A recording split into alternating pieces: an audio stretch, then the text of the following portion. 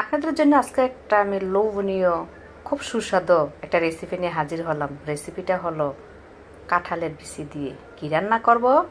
কাঁঠালের বিচি দিয়ে গরুর বট কীভাবে রান্না করব আমার সাথে থাকুন, দেখতে থাকুন। আসসালামু আলাইকুম, আশা করি সবাই ভালো আছেন। আজকে আমি যেভাবে রান্না করব সেটা হলো আমি এখানে পেঁয়াজ তেল দিয়ে 1.5 চামচের মতন আদা রসুন বাটা দিয়েছি, 1 চামচের মতন হলুদের গুঁড়া, 1.5 চামচের মতন মরিচের গুঁড়া, 1 চামচ ধনিয়ার গুঁড়া, স্বাদ মতন লবণ দিয়ে আমি পানি দিয়ে দিলাম।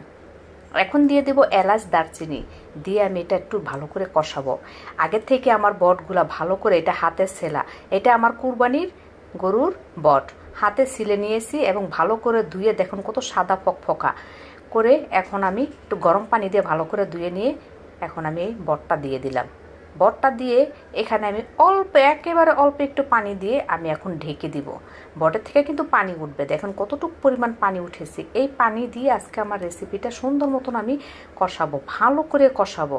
একটু চুলার আঁচটা একটু কমিয়ে দিবেন। দেখুন একদম শুকনো শুকনো হয়ে আসছে, খুব সুন্দর মতন কষানো হয়েছে।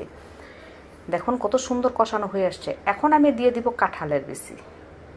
কাঁঠালের বিচি দিয়া কি না হয়, কাঁঠাল দিয়া কি না হয়। কাঁঠাল যেমন মানুষের খাওয়া হয়, সব জিনিস দিয়ে কাঁঠাল দিয়ে আমরা কাঁঠালটা পুরাটাই খাওয়া যায়। মানুষ পশু দুজনেই খাওয়া যায়। কাঁঠাল কিন্তু অপকার কিছু না, খুব উপকারী জিনিস।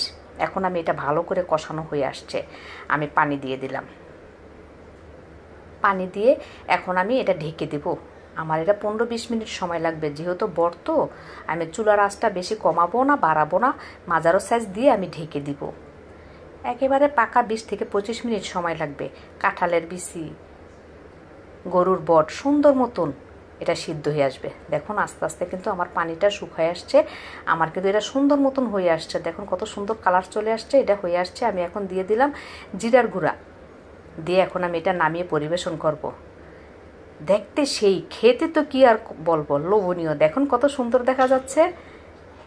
এরকম কাঁঠালের বিচি দিয়ে গরুর বট অনায়াসে 2-3 প্লেট আপনি খেয়ে নিতে পারবেন।